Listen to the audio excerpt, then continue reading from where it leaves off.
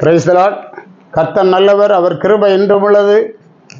நம்முடைய வாழ்க்கையில் கர்த்தர் நல்லவர் என்பதை நாம் ருசித்து அறிகிறவர்களாக இருக்க வேண்டும். ஒரு சூழ்நிலைகள், ஒவ்வொரு பிரச்சனைகள் வரும்போது தான் தெரியும். நாம் கர்த்தரை சார்ந்து கொள்ளும்போது அதிலிருந்து நம்மை தப்புவிப்பதற்கு தேவன் என்னென்ன வழிகள் வைத்திருக்கிறார் என்று. அவர் நல்லவர். அப்போதான் அவரை ருசிக்க முடியும், அவருடைய வல்லமையை உணர முடியும், அவருடைய பராக்கிரமத்தை அறிந்து கொள்ள முடியும் என்று பார்க்கிறோம். இந்த வேளையிலும் கூட நம்முடைய சிந்தனைக்காக 1 ராஜாக்கள் புத்தகம் 8ஆம் அதிகாரம் 56வது வசனம். தாம் வாக்குத்தத்தம் பண்ணினபடியெல்லாம் தம்முடைய ஜனமாகிய இஸ்ரவேலுக்கு இளைப்பாறுதலை அருளின கர்த்தருக்கு ஸ்தோத்திரம்.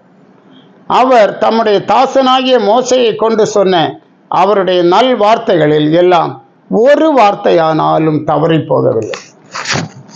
அவர் தம்முடைய தாசனாகிய மோசையை கொண்டு சொன்ன அவருடைய நல் வார்த்தைகளில் எல்லாம் ஒரு வார்த்தையானாலும் தவறி போகவில்லை. அவர் சொன்னதை செய்கிறவர். அவர் பொய் சொல்லுகிற தேவன் அல்ல, எவ்வளவேனும் பொய்யுரையாத தேவன் என்று வேதம் சொல்லுகிறது. நல் வார்த்தை, நல் வார்த்தைகள் கேட்கும்போது நமக்கு ரொம்ப சந்தோஷம் உண்டாகிறது, நம்பிக்கை உண்டாகிறது. நீதிமொழிகள் 12ஆம் அதிகாரம் 25வது வசனத்திலே சொல்லப்பட்டிருக்கிறது, மனுஷருடைய இருதயத்தில் உள்ள கவலை அதை ஒடுக்கும். மனுஷனுடைய இருதயத்திலே கவலை இருக்கும்போது அவன் இருதயம் ஒடுங்கி போகிறது. இருதயத்தின் கவலை இருதயத்தை ஒடுக்கி விடுகிறது.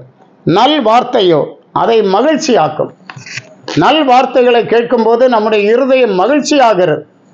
அதுவும் தேவனுடைய வாக்குத்தத்தமான வார்த்தைகள், தேவன் நம்முடைய வாழ்க்கையிலே செய்ய போகிற வார்த்தைகள், நல் வார்த்தைகளை கேட்கும்போது நம்முடைய இருதயத்திலே மகிழ்ச்சி பொங்குகிறது என்று பார்க்கிறோம்.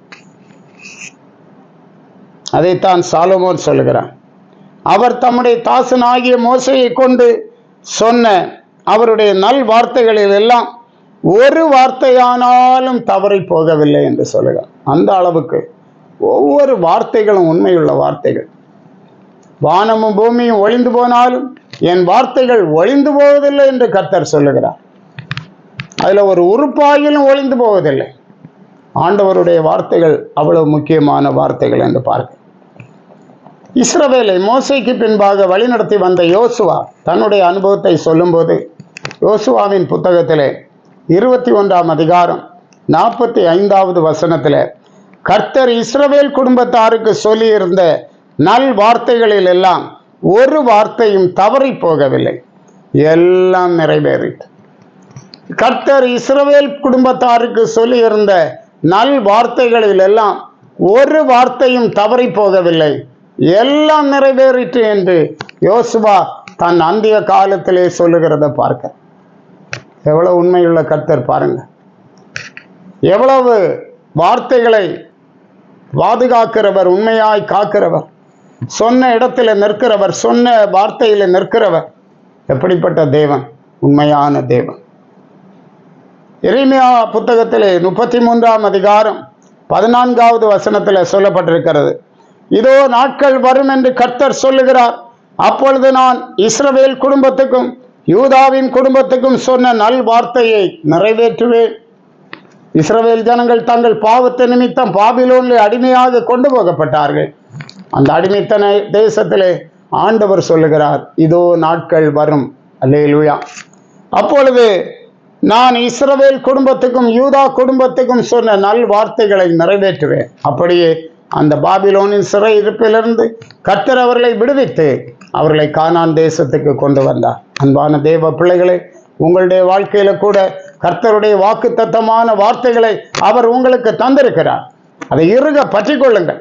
இன்றைக்கு நீங்கள் ஒரு கஷ்டமான சூழ்நிலை வழியாக கடந்து சென்று கொண்டிருக்கலாம். ஆனால் வார்த்தைகள் நிறைவேறும், வாக்குத்தத்தங்கள் நிறைவேறும். ஒரு வார்த்தை கூட தவறி போகாது. அதை விசுவாசித்து வார்த்தைகளை அறிக்கை பண்ணி தேவ சமூகத்திலே பலப்பட்டு ஆவிக்குரிய ஜீவியத்திலே முன்னேறுங்கள். கர்த்தர் உங்களோடு இருப்பாராக. ஜெபிப்போம். மகா பரிசுத்தமான நல்ல ஆண்டவரே, நாங்கள் துதிக்கிறோம், ஸ்தோத்திரிக்கிறோம். நீர் வார்த்தையில உண்மையுள்ள தேவனாய் இருக்கிறீர். அப்படியே இஸ்ரவேலருக்கு சொன்ன வார்த்தைகள்ல ஒன்று தவறி போகவில்லை. ஆமாண்டவரே, தாவீதுக்கு சொன்ன வார்த்தைகளை நிறைவேற்றினீர். ஆண்டவர் உடைய வாக்கினால் சொன்னதை உடைய கருத்தினால் நிறைவேற்றினீர் என்று சாலமோன் சொல்லுகிறான். இந்த நாட்கள் அன்பான தேவ பிள்ளைகளுக்காக ஜெபிக்கிறோம். எவ்வளவோ வாக்குத்தத்தங்கள் கர்த்தர் இவர்களுக்கு கொடுத்திருக்கிறேன். இவர்களை ஆசீர்வதி. உன்னை வாளாக்காமல் தலையாக்குவேன் என்று சொல்லி இருக்கிறேன். மேன்மைப்படுத்தும். உன்னை நல்ல நாமத்தை மைமைப்படுத்தும். ஆசீர்வதி. இயேசு மூலம் கேட்கிறோம் பிதாவே. ஆமென். ஆமென். God bless you.